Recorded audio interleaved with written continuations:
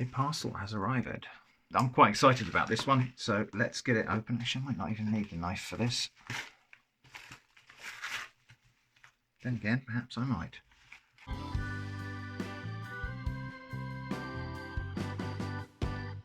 Okay.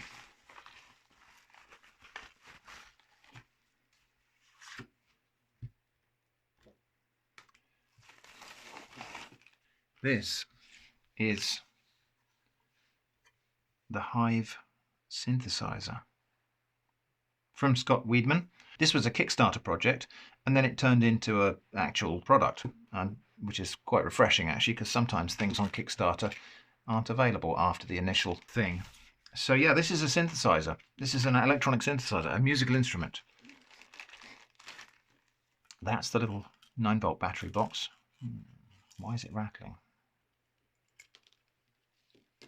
Oh, there's a screw. I see, that's just a screw for screwing that closed if I choose to. That's fair enough. Okay, I'll leave that aside for the moment. There are here some screws and some little plastic feet and some standoffs. Because actually this is the bare board version. There are various different versions of this synth. One of them's got a wooden case that goes on the back here.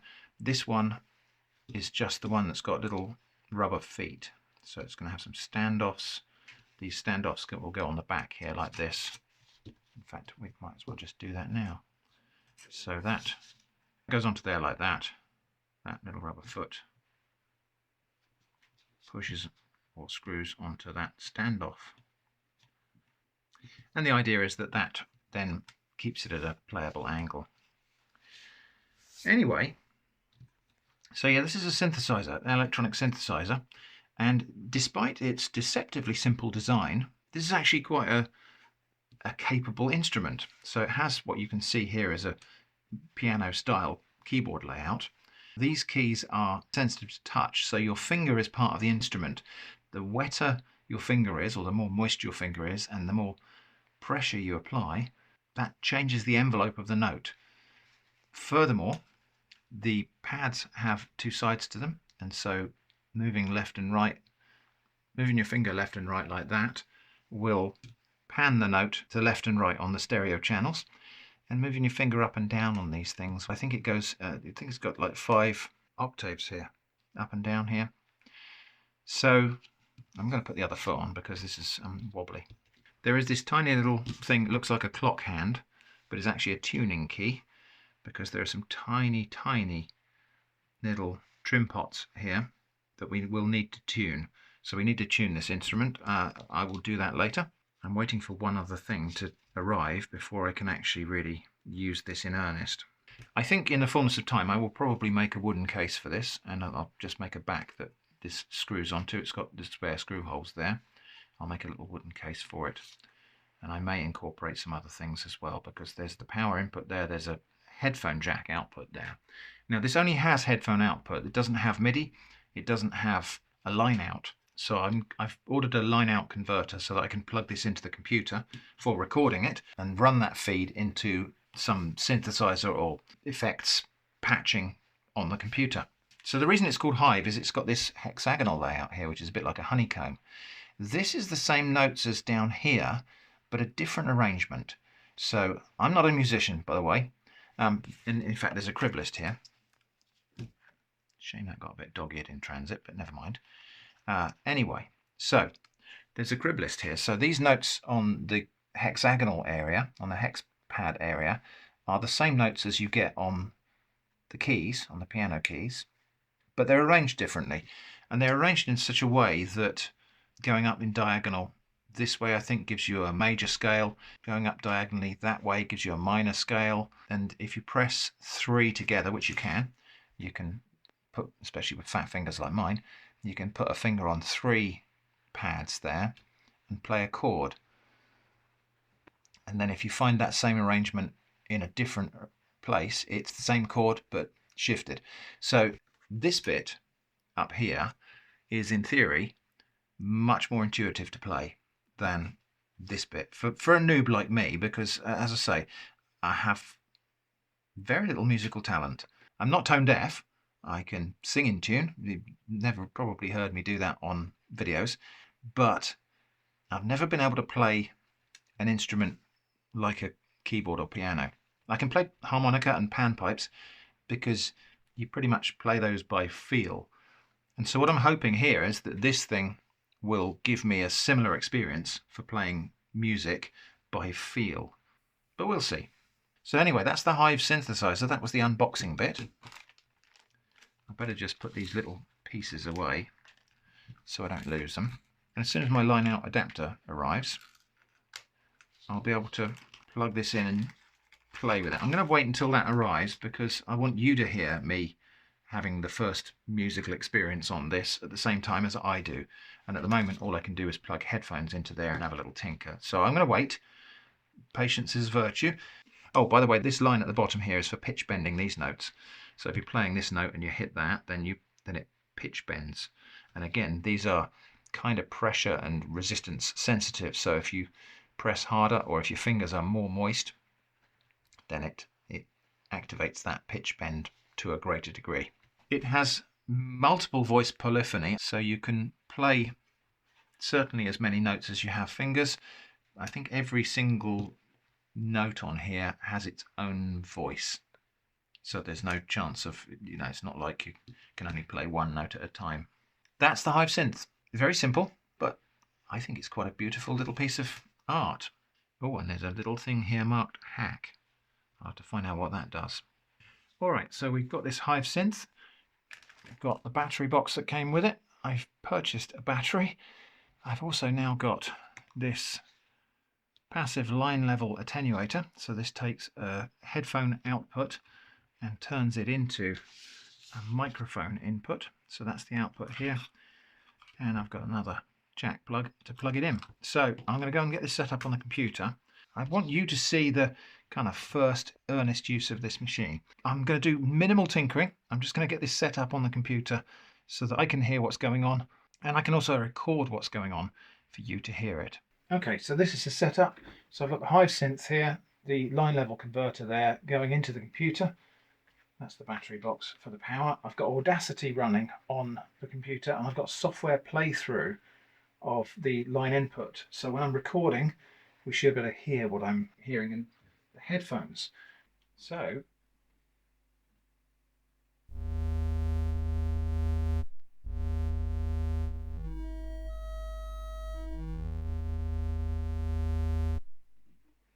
okay, I'm going to move you down here so you can see what's going on.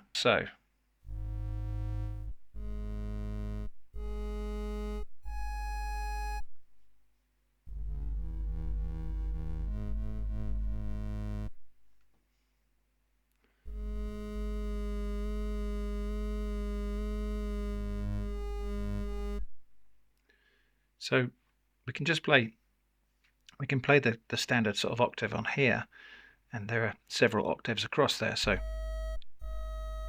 it's probably horribly out of tune. In fact, it must be, because those sound the same.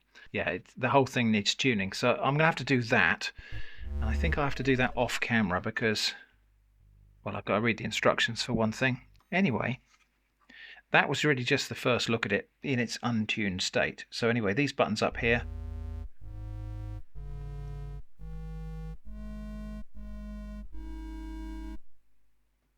notionally you can press several of these at a time and get a chord.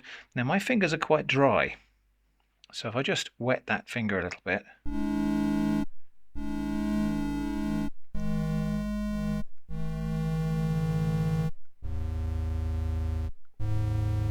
you get a much more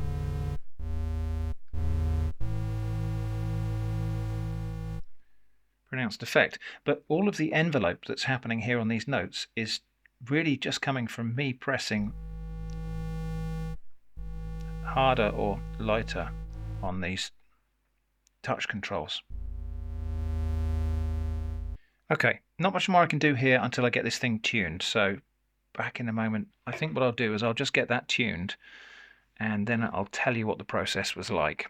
There are two ways to tune this.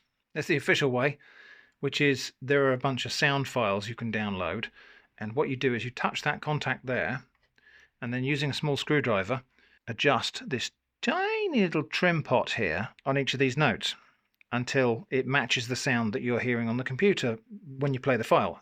Now, the problem with that is that your headphones are plugged in here. If you had a speaker on the computer, that would be fine. But anyway, I found that a bit awkward. And anyway, what I decided to do, well, I'll show you how it looks when you're tuning it anyway. So you put your finger on there, and you can probably hear that coming out of my headphones. We're making electrical contact between these two things. So that's how it knows you're tuning that note, is you're making electrical contact with the center post of the little trim pot. Now, rather than mess around trying to match this to audio files, what I did is I just downloaded a free tuner app on my Android phone, play the speaker in through the tuner app, and then I can tune these. I'll just detune this one so you can hear what that sounds like.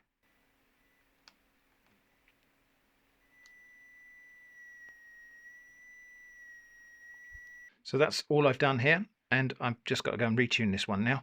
So I've got to turn the camera off that you're watching this through, because that's also my phone that's got the app on it.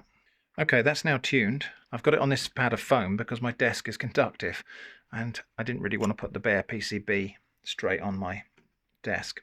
So headphones are going to go back into the computer, and this cable is going to go back in there, so that we're now feeding back through the computer again, and see if we can actually record some music.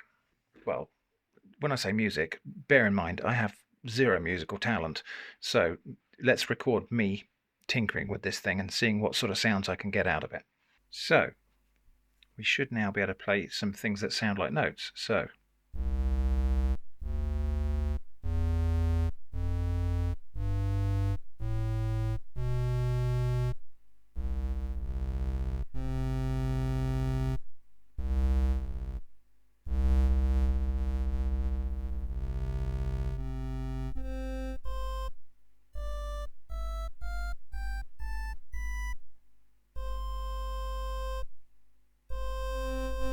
and by moving from side to side, we can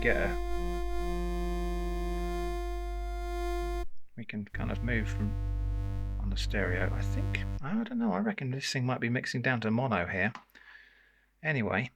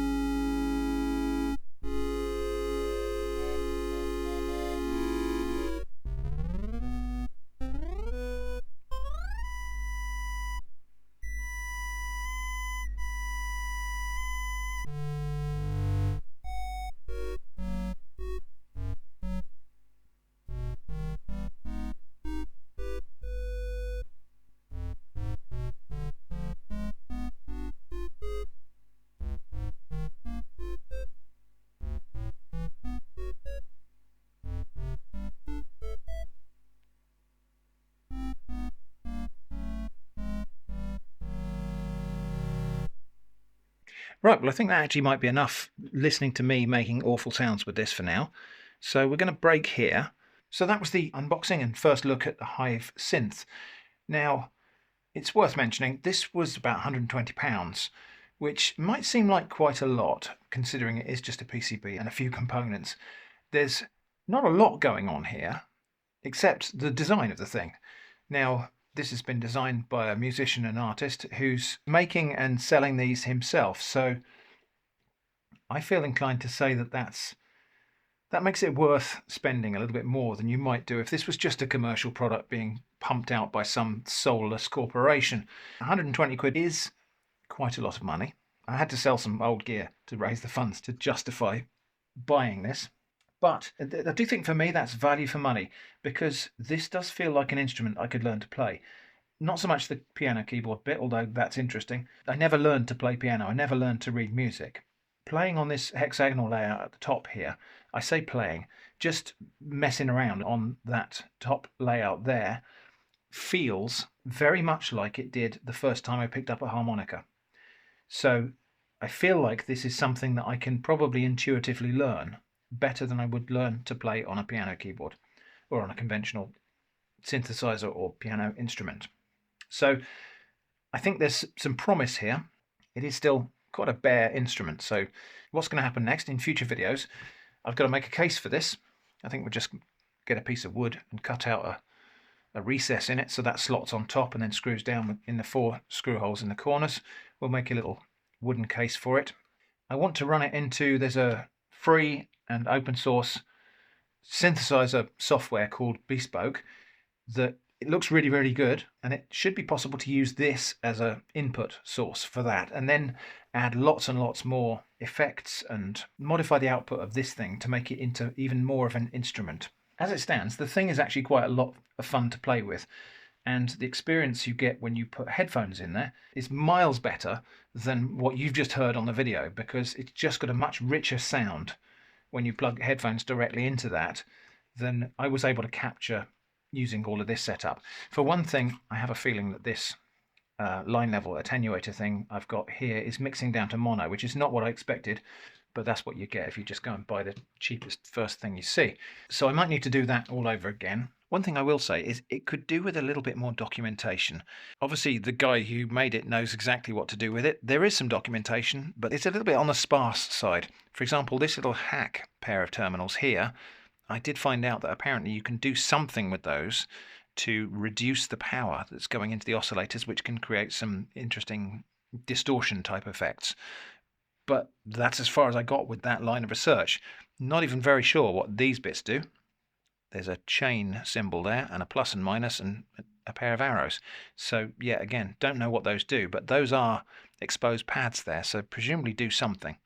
Somewhere in some documentation there might be some information about that, but I wasn't able to find very much of it. So that's pretty much it for this video. This really was intended to be unboxing and first look and first listen, but I feel quite hopeful that I'll be able to get some nice sounds out of this thing, and that is another factor I think makes this worth the money for me. Plus it's a unique and quirky object. It actually sounds really nice. I think it's only producing sine waves, but it sounds really nice and mellow and at the same time interesting for what is essentially a simple oscillator circuit. On each of these 8 notes is basically 8 oscillators and then dividers to produce all of the other notes. Anyway, so that's the Hyve synth. Not going to say that I would recommend it necessarily to everyone, but this is something that I feel is right up my street, and hopefully in the future we'll get some nice sounds out of it. So I hope that's been interesting. Thanks for watching, and I hope to see you again soon.